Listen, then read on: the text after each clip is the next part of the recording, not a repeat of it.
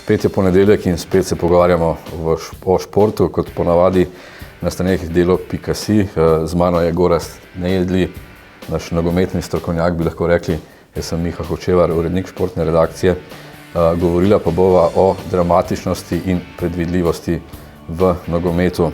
Gorazd, še enkrat pozdravljen. Čez vikend sem bral neko analizo v italijanskem tisku, da se v evropskem nogometu dogaja nekaj, kar ni dobro. Da so državna prvenstva preveč predvidljiva, da so že odločena dolgo pred koncem. Recimo v Nemčiji Bayern, v Italiji Juventus, v Angliji Manchester, v Franciji Paris Saint-Germain. Vse je tako malo da ne že odločeno. So ta moštva tako kakovostna, da jim nihče ne more blizu, ali so ostali tako zaostali po financah in drugih plateh. Je to škodljivo recimo za popularnost nogometa? Za popularnost niti ne. Bo pa problem zaradi tega, ker enostavno vsaki od teh lig dva imata denar, več kot drugi. Tudi drugi ga nimajo malo, samo očitno je obdobje takšno, da odloča denar.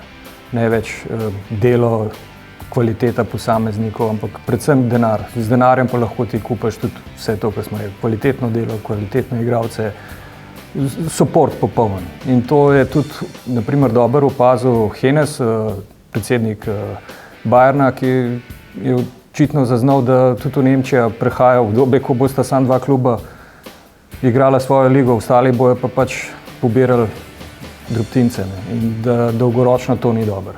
Nekje bojo mogli eno rešitev najti. Kakšno misliš? Ja, težko je zdaj to določiti. Mislim, da rešitev primerljivo z ameriškim načinom, to so te, kako bi rekel, omejena sredstva, ne bo prišla v poštev. Ne vem, enostavno ne vidim, kako to rešiti v Evropi. Verjetno bo pa prej držalo, da bojo mogli to znotraj lig sami rešiti, ne pa na neki višji ravni, kot UEFA. Deva narediti en preskok na domačo sceno, kjer je pač zadeva tudi precej predvidljiva, saj bila je do zadnjih tednov. Maribor z veliko prednostjo prišel že v ta pomladanski del prvenstva, kjer pa vijolice ne cvetijo, kot je bilo ponavadi. Zdaj, koliko že 3 prvenstveni porazi v zadnjem času, samo še 8 točk prednosti, se lahko tukaj obeta kakšna drama. Z tekmovalnega zornega kota si je mogoče zdaj še kolo dve bolj zanimivo, ampak končni učinek bo pa isti. Maribor bo imel 10 ali pa še več točk prednosti. Je pa logično, da je v določeni krizi, ne. On pač ima svojo ligo, svoje tekmovanje, pripravlja se za julij, avgust, svojo sezono pa res že do decembra, ne. In to nekje za Maribor ni najboljše, ne. Dolgoročno ali pa že kar kratkoročno se mu bo to poznalo, slej ko prej. Utrujenost, zasičenost, neprepoznavanje minusov v ekipi, ne. To se mu bo oziroma se mu že dogaja, ne. In tako bi rekel, hvala Bogu, da se to dogaja, ampak seveda, če bo znal prepoznati slabosti. Ampak očitno pač domači tekmeci mu niso takšen izziv, da bi lahko videl, kaj ima in kaj mu manjka. Ne, nikakor ne. Zaradi tega, ker pač te domači tekmeci so nabrušeni za tekmo ali dve, ne. Ponavadi je problem teh tekmecev, da se za Maribor pripravijo, naslednja tekma je pa realnost, jo pa ne morejo dobiti proti 2 razreda slabšemu tekmecu, ne. In kaj lahko Maribor stori v tej situaciji? Je kakšna rešitev, da bi imel neko normalno sezono, kot imajo recimo evropski tekmeci, da igra na polno? Ja, če smo malo ironični, bi bilo v redu, če bi bil malo slabši, ne? Potem bi se ta sezona tekmovalnost raztegnila čez celo sezono, ne samo na par kol ali na prvi del prvenstva, ne. Drugo je, da bojo mogli pa drugi malo pogled za sabo. Lokomotiva vlečna mora biti tudi Olimpija, Koper. Jaz sem že zmeraj poudaril, ne, in stojim za tem, da bi pač ena slovenska liga ima potencial. To je transverzala Murska Sobota, Koper. Ko potegneš od dol do gor, vidiš, da se to da povezati 5-6 klubov s kraki do 7-8 z zelo solidnim izhodiščem. Imajo nogometno tradicijo, imajo ljudi Mislim, ljudi, ki imajo radi nogomet, vprašanje zdaj, sam problem ni ljudi, ki bi pripravljeni bili vlagati v to. Ne. Zdaj, tukaj je pa tudi NZS na čelu more pomagati pri uveljavljanju nogometa kot vrednoto, posel in da je to pač dobro za razvoj družbe in države, če je dober nogomet. O tem smo že veliko pisali na športnih straneh Dela. Pred kratkim je bila tudi seja skupščine nogometne zveze, v kateri so razpravljali tudi prihodnosti klubov. Kaj misliš, kakšen je to prav model za slovensko ligo? Sedanji z 10 klubi bi mogli več, manj jih biti. Kaj je treba narediti, da bo zadeva bolj atraktivna, da bo tudi kaj denarja mogoče prišlo od televizijskih pravic? Ja, človeški potencial in tudi gospodarski govori v prid lige 10. Ne.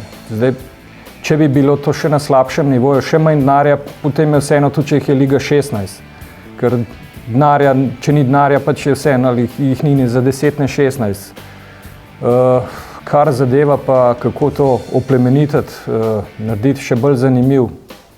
Tukaj bo pa, mislim, da bo treba tudi kakšne eksperte z drugih področjev zraven povabiti, da se naredi to ena natančna analiza, ker mislim, da pa samo nogometna zveza to ne more rešiti. Nima niti znanja, niti človeškega kapitala, da bi to lahko naredila neko poglobljeno in natančno analizo, kaj ta slovenska ligaška scena sploh lahko ponudi, kaj lahko iztrži. Tako da potreba bo čas, ne? Treba bo vsaj en let samo za to, da se razišče teren, kaj, kako in zakaj. Kaj pa lahko tle prispeva Olimpija, ta sedanja? Vemo, da so pač nekako srčike vseh teh velikih lig, veliki derbi, velika rivalstva. Liga Slovenija po pravici povedano trenutno nima. Je kakšna možnost, da bo Olimpija saj sledila malo Mariboru, ga mogoče kdaj tudi ujela?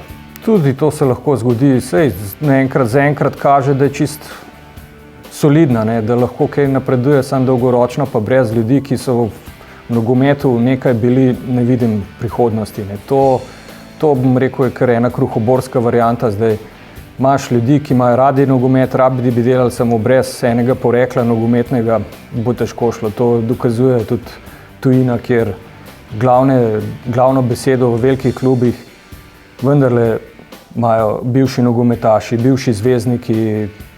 Lahko da je nosilec projekta nekdo, ki ima denar, tukaj v tem primeru Izet Rastoder, ampak spodaj hierarhija je pa napačno zastavljena.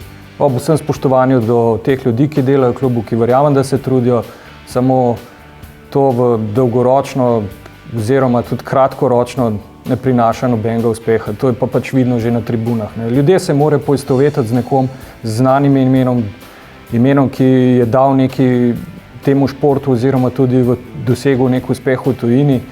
In če take ljudi odbijamo zaradi tega, ker jih načeloma ne moremo plačati, kar je pa zmotno mišljenje, boljše mogoče dati kdaj jurja več nekomu, ki je nekdo bil, ki je pomenil neko, kar nekomu pridenmu, enemu je priden, pa pač nima te moči, da bi lahko vplival na razvoj nogometa. Ta mišljenje bo treba spremeniti. Ne. Znanje oziroma zvezdniki stanejo in to se bo treba sprijazniti. Tukaj je treba najti za njih denar. Zdaj, če je pa on kot oseba zrel, ta zvezdnik, je pa druga stvar. Tukaj smo pa spet omejeni. Ne.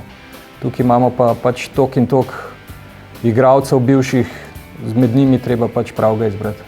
Pa vidiš kakšno konkretno ime, ki bi lahko Olimpijo? Moram priznati, da Olimpija ta hip nima oziroma ne vidim tega imena. Malo smo sami krivi, mislim ne kot mediji, ampak Ljubljana in kot cela družba, da je vsa ta leta umikala te ljudi od nogometa. Ne. Tudi oni rabijo čas, tudi oni se ustvarjajo leto, 2 ali 3.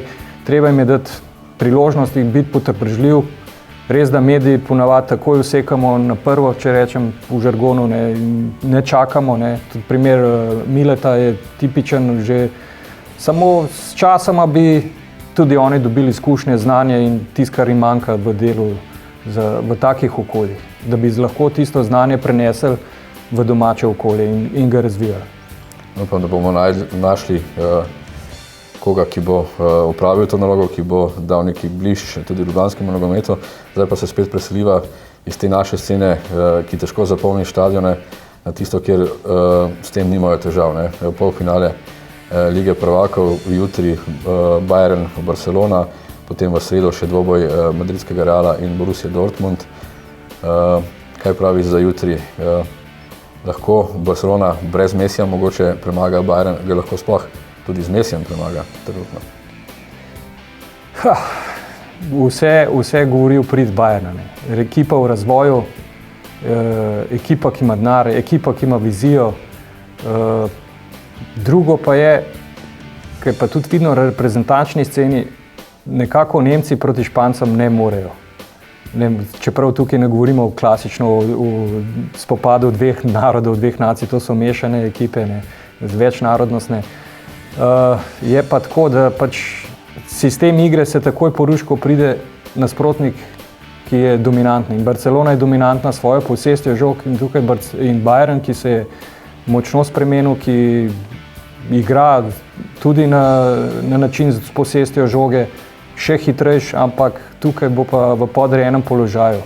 Tako da domnevam ali pa predvidevam, da ne bo zmagal kolektiv, ampak posameznik.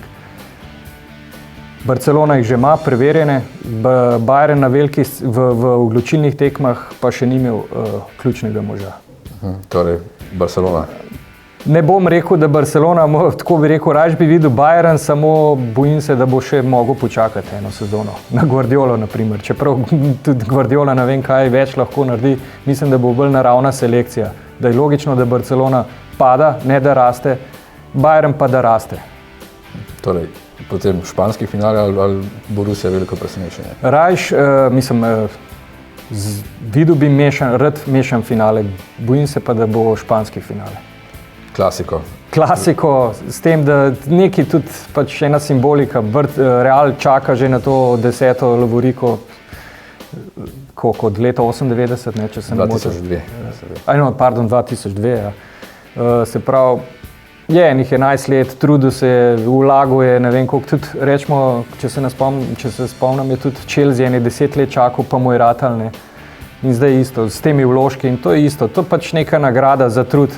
Čeprav gre tukaj nagrada tudi za vložek. Ne? In je neka logika, da bi Real lahko do konca šel letos. Jose Mourinho bi si najbrž to zaslužil, po vsem, kar je preživel v španski prestolnici.